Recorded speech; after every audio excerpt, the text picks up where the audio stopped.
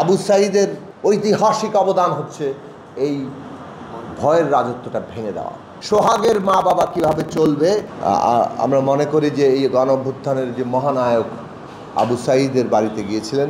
কয়েকদিন আগে আমি নিজে সেখানে গিয়েছিলাম এবং রংপুরের আরেক শহীদ সোহাগের বাড়িতেও গিয়েছিলাম।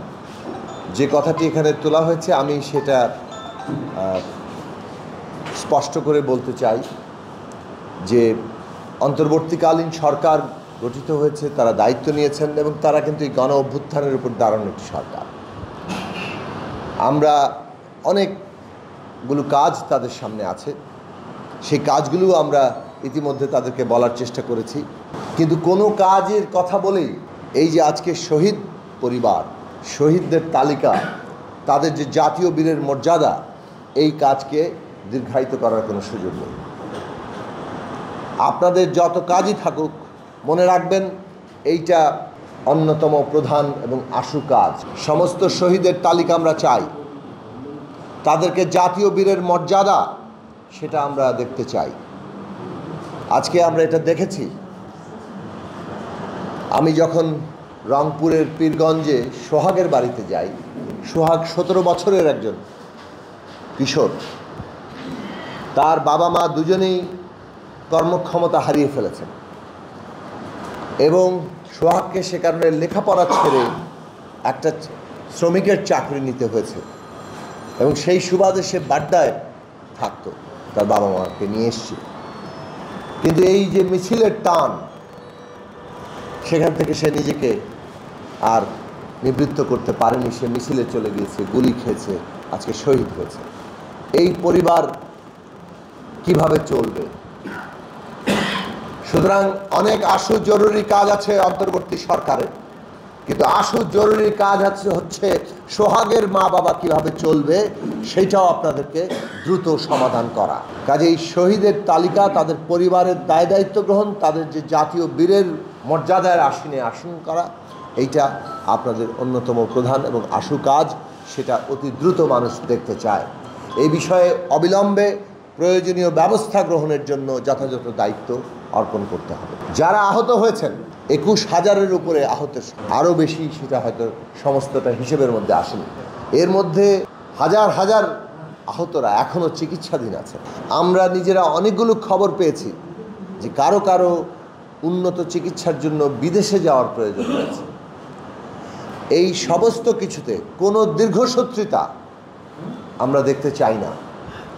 আজকে আহত সৈনিকদের, যারা এই গণ অভ্যুত্থানকে সংগঠিত করেছেন, তারা হাসপাতালে পড়ে থাকবেন, তারা বিদেশে যাওয়ার দরকার, কিন্তু নানান রকম আমলাতান্ত্রিক জটিলতা থাকবে। এই কাজকে যদি আপনারা অগ্রাধিকার না করতে পারেন তাহলে একটা ভয়ঙ্কর অপরাধ করা হবে বলে আমরা মনে করি। সুতরাং সেই দিক থেকে অতি দ্রুত এই বিষয়ে সুনির্দিষ্ট দায়িত্বের এবং বিভাগ থাকা দরকার। আবু সাঈদ এর ঐতিহাসিক গুরুত্বটা এই যে এই শেখ হাসিনার নেতৃত্বে আওয়ামী লীগের যে ফ্যাসিবাদী একটা সরকার তাদের শাসন জারি করেছিল, তার প্রধান অস্ত্র ছিল তারা ভয় দেখিয়েছে। এই ফ্যাসিবাদের বিরুদ্ধে আমরা লড়াই করেছি। এই লড়াইয়ের ধারাবাহিকতাতেই গণ অভ্যুত্থান হয়েছে। গণ অভ্যুত্থান হঠাৎ করে নাজিল হয়নি। এই যে লড়াই, এই লড়াইয়ের যাকে বলে যে মানে চূড়ান্ত যে ধাপে পৌঁছানো, সেই পৌঁছানোর জায়গাটাতে একটা বড় বাধা তৈরি করেছিল এই ফ্যাসিস্টরা, যে ভয়ের রাজত্বটা তৈরি করেছে। তারা রাতের আধারে গুম করে নিয়ে গেছে। তারা একটা ফেসবুক স্ট্যাটাসের জন্য ক্লাস 10-এর ছাত্রকে ধরে নিয়ে এসছে এবং ধরে নিয়ে গিয়ে তারা হত্যা করেছে, গুম করেছে, ক্রসফায়ার দিয়েছে, অথবা তারা জেলে রেখে মানে তিলে তিলে তাকে হত্যা করেছে, যেমন লেখক মোস্তাক আমরা সবাই জানি। এই যে সারা দেশে একটা ভয়ের রাজত্ব তৈরি করা, অথবা রাজনৈতিক সংগ্রাম যখন হয়েছে সেই সংগ্রামে নিজেরা সহিংসতা সৃষ্টি করে সেই দায় বিরোধীদের উপর চাপিয়ে তারপরে একটা ভয়ঙ্কর ক্র্যাকডাউনে তারা নেমেছে। এই যে তাদের সামগ্রিক তৎপরতা, এই তৎপরতা তাদের শাসনকে কিছুটা দীর্ঘায়িত করেছে, এবং তাতে তারা এতটাই আত্মবিশ্বাসী এবং নিজেদের অহংকার এমন জায়গায় পৌঁছেছিল যে কোনো কিছুই তারা বোধহয় করতে পারে। কিন্তু তারা, আমাদের তরুণ প্রজন্ম, এই সব দেখতে দেখতে দেখতে তাদের মধ্যে বিস্ফোরণটা ঘটেছে এবং তারা এই ভয়ের রাজত্বটাকে ভেঙে দিয়েছেন।